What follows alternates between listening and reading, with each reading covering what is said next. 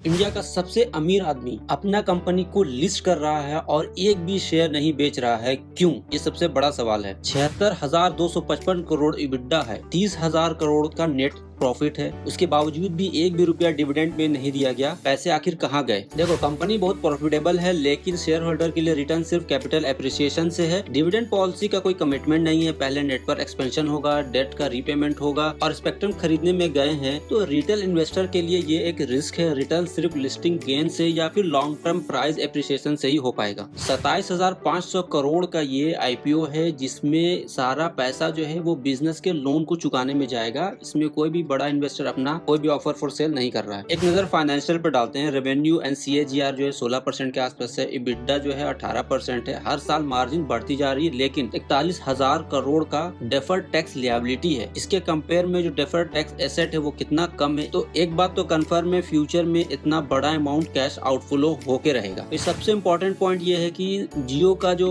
सबसे बड़ा क्लाइंट है वो रिलायंस रिटेल है। जियो के 52 करोड़ कस्टमर हैं, फिर भी कंपनी का 77% रेवेन्यू एक ही कंपनी कंट्रोल करती है, जो कि रिलायंस रिटेल है। अगर वो कल हाथ खींच ले तो कंपनी का रेवेन्यू कांप जाएगा। देखो, बिजनेस मॉडल समझो कि रिलायंस रिटेल से क्यों रिस्क है, क्योंकि ये जो वाउचर इशू करता है होलसेल में, उसको रिटेल स्टोर के थ्रू रिलायंस रिटेल जो है वो बेचता है। उसके 20,000 स्टोर हैं, एप्स हैं, डिस्ट्रीब्यूशन के जरिए कस्टमर तक पहुंचाता है, plus KYC, collection and activation सब हैंडल करता है। तो जियो के पास कल कोई इंडिपेंडेंट प्रीपेड डिस्ट्रीब्यूशन चैनल नहीं है, और अगर इस एग्रीमेंट में कोई भी डिस्प्यूट आए तो 77% रेवेन्यू सीधा लॉस्ट हो सकता है, बंद हो सकता है। डेफर्ड टैक्स की बात करें तो करंट टैक्स जो है फाइनेंशियल ईयर में 118 करोड़ है और डेफर्ड टैक्स 10,182 करोड़ है। इसका मतलब साफ है कि जियो गवर्नमेंट का टैक्स फ्यूचर के लिए रख रहा है, लेकिन ये लीगल है। फिर भी 41,000 करोड़ जो डेफर्ड टैक्स लिएबिलिटी है वो तो गवर्नमेंट को आपको देना ही पड़ेगा। कैपेक्स की बात करें तो आप देखोगे फाइनेंशियल ईयर 2024 में 53,000 करोड़ था, वो 2026 में 34,000 करोड़ हो गया, यानी कि सीधा सीधा घट रहा है। उसके अलावा फ्री कैश फ्लो की बात करें तो 1400 करोड़ के आसपास था 2024 में, अब वो बढ़कर के 42,000 करोड़ हो गया। यानी कि इसमें असली टर्निंग पॉइंट क्या है कि जियो ने 10 साल नेटवर्क बिल्ड करने में लगा दिया, वो फेज इवेंचुअली खत्म हो रहा है, यानी कि हेवी एसेट इन्वेस्टमेंट अब खत्म हो रहा है।